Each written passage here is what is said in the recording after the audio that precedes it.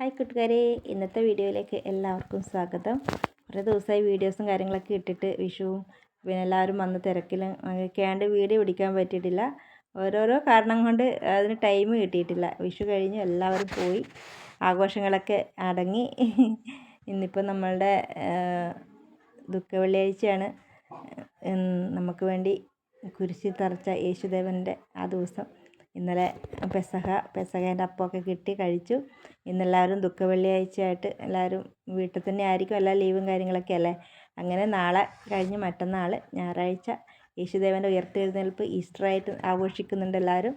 അതിൻ്റെ ഒക്കെ ആഘോഷങ്ങളും തൊടിപൊടിയായിട്ട് വന്നുകൊണ്ടിരിക്കുന്നു. വിഷു കഴിഞ്ഞു, പെസഹ കഴിഞ്ഞു, ഇന്ന് ദുഃഖവെള്ളി, ഇനി ഈസ്റ്റർ.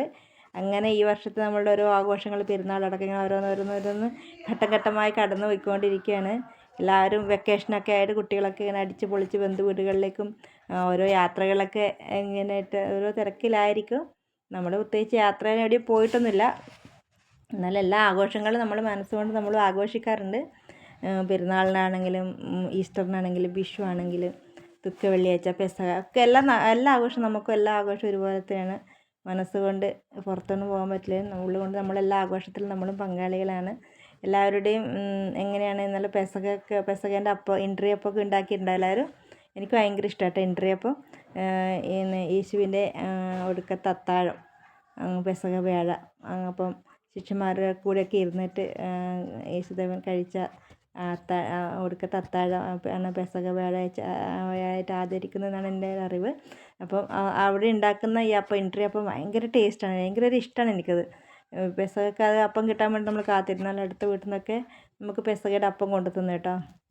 ഇന്നലെയും കിട്ടി, ഇന്നും കിട്ടി. അപ്പോൾ അതൊക്കെ കഴിച്ചു. അപ്പോൾ ഇനി നാളെ ഈസ്റ്ററായി. നാളെല്ലാം ഞായറാഴ്ച ഈസ്റ്ററായി. എല്ലാവരും ഈസ്റ്ററിൻ്റെയൊക്കെ തിരക്കിലായിരിക്കും. ഡ്രസ്സൊക്കെ എടുക്കലും സാധനങ്ങളൊക്കെ മേടിക്കലും ഇറച്ചിയും ബീഫും ഒക്കെ എല്ലാവരും അതിൻ്റെയൊക്കെ ആയിട്ട് ഓരോ തിരക്കിലായിരിക്കും. അങ്ങനെ മഴയാണ്, 2 ദിവസം ഭയങ്കര മഴയായിരുന്നു ഇവിടെ. മഴ എന്ന് പറഞ്ഞാൽ കാറ്റ്, ചുഴലിക്കാറ്റ് പോലത്തെ കാറ്റായിരുന്നു. ഒരുപാട് നാശനഷ്ടങ്ങൾ ഉണ്ടായി.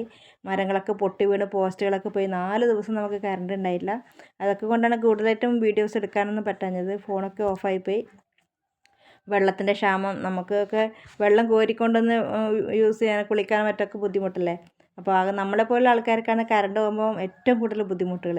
കറണ്ട് പോകുമ്പോൾ ഫസ്റ്റ് KECBയിലേക്ക് വിളിക്കുന്ന ആൾക്കാരും നമ്മളൊക്കെയാണ്. ഞാനും വിജയേട്ടനാണ് ഫസ്റ്റ് വിളിക്കുക. കാരണം എന്ന് വെച്ചാൽ നമുക്ക് പുറത്തോട്ട് ഇറങ്ങാനോ ആക്കാനൊന്നും പറ്റാത്തപ്പോൾ ഈ ഫാൻ, ഇപ്പോഴത്തെ ചൂടല്ലേ, സഹിക്കാൻ പറ്റാത്ത ചൂട്. അപ്പോൾ ഒരു മിനിറ്റ് പോലും ഫാനിൻ്റെ ഒട്ടുന്ന് മാറ്റാൻ പറ്റാത്ത നമ്മൾ 4 ദിവസം എങ്ങനെ അഡ്ജസ്റ്റ് ചെയ്തെന്ന് പറയാൻ പറ്റില്ല. അതുപോലത്തെ ബുദ്ധിമുട്ടായിരുന്നു. എല്ലാവർക്കും എല്ലായിടത്തും ചൂടുണ്ട്. മഴ പെയ്താൽ പോലും തണുപ്പില്ല. ഇപ്പോഴത്തെ കാലാവസ്ഥക്ക് ഭയങ്കര ഒരു വല്ലാത്തൊരു ദിവസങ്ങളായിരുന്നു കടന്നു പോയിക്കൊണ്ടിരുന്നത്. അതുകൊണ്ട് തന്നെ ഒന്നിനും പറ്റിയില്ല, വീഡിയോ എടുക്കാൻ പറ്റിയിട്ടില്ല. പിന്നെ 2 ദിവസം വിഷുവിന് എല്ലാവരും വന്ന തിരക്കും അങ്ങനെയൊക്കെ ആയിട്ട് അങ്ങനെ പോയി. അത് ഓരോരോ ആഘോഷങ്ങളും തിരക്കുകളൊക്കെ ആയിട്ട് വീഡിയോ എടുക്കാൻ പറ്റില്ല. അതിലിടയ്ക്ക് 4 ദിവസം കറണ്ട് പോയി. 4 ദിവസം കറണ്ട് ഇല്ലാതെ നിൽക്കുന്നൊക്കെ പറഞ്ഞാൽ ഭയങ്കര ബുദ്ധിമുട്ടല്ലേ. ഇൻവെർട്ടറൊക്കെ ഉള്ളവർക്ക് വലിയ പ്രശ്നമില്ല, വെട്ടമൊക്കെ എങ്ങനെയും കരിക്കാം.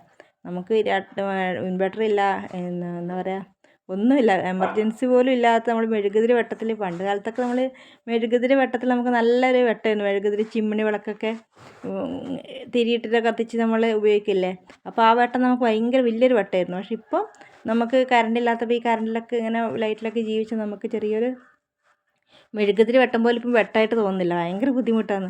ശരിക്കും പണ്ടത്തെ കാലമായിരുന്നു അല്ലേ, നല്ല രസം, അടിപൊളിയായിരുന്നില്ലേ. ചിമ്മിണി വിളക്കൊക്കെ വെച്ച് വീട്ടിൽ 3-4 ചിമ്മിണി വിളക്കുണ്ടാകുന്നു. റേഷൻ വീട്ടിൽ നിന്ന് കിട്ടുന്ന മണ്ണെണ്ണ ഒക്കെ ഒഴിച്ചിട്ട്, അഥവാ മണ്ണെണ്ണ ഇല്ലെങ്കിൽ അടുത്ത വീട്ടിൽ പോയി മണ്ണെണ്ണ കടം മേടിക്കും. കുപ്പി എടുത്തിട്ട് പോയിട്ട് മണ്ണെണ്ണയൊക്കെ കടം മേടിക്കുന്ന ഒരു കാലം.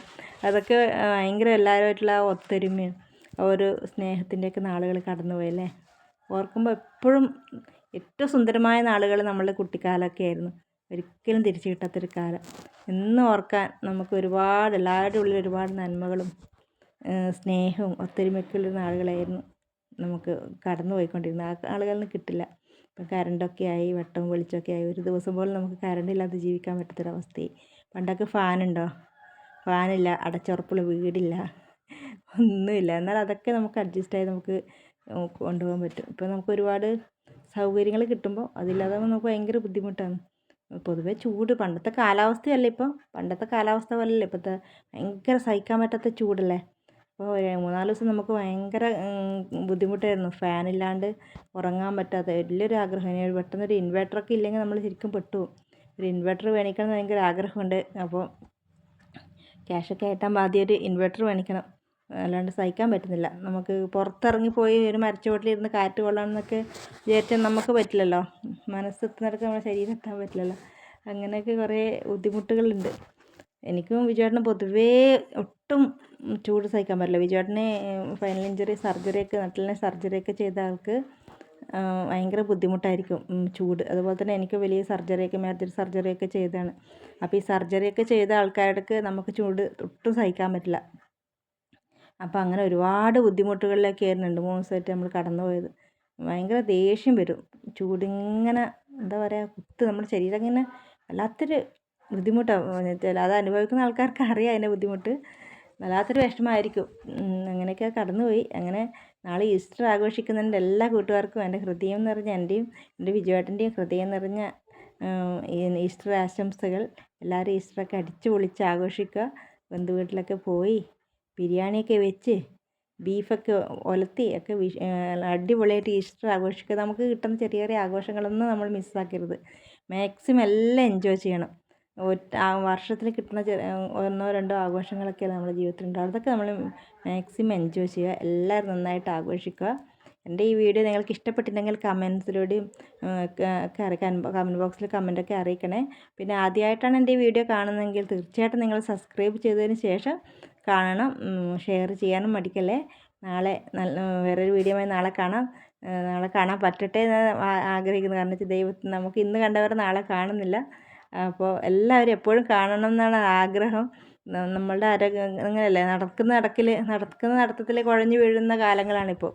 അതുകൊണ്ട് നാളെ കാണാം എന്നൊരു വിശ്വാസം മാത്രമേ നമുക്കുള്ളൂ, ഉറപ്പില്ല. അങ്ങനത്തെ ഈ കാലഘട്ടത്തിലൂടെ അങ്ങനെയാണ് എല്ലാവരും കടന്നു പോകുന്നത്. എന്നാലും എന്നും എല്ലാവരും കാണാനും ഇതുപോലെ സംസാരിക്കാനും സാധിക്കട്ടെ എന്ന് ഞാൻ ആഗ്രഹിക്കുന്നു. എൻ്റെ വീഡിയോ നിങ്ങൾക്ക് ഇഷ്ടപ്പെട്ടിട്ടുണ്ടെങ്കിൽ തീർച്ചയായിട്ടും സബ്സ്ക്രൈബ് ചെയ്യാനും ലൈക്ക് ചെയ്യാനും കമൻറ്റ്സ് അറിയിക്കാനും മറക്കരുത്. മറ്റൊരു വീഡിയോയുമായി നമുക്ക് നാളെ കാണാം. ബൈ.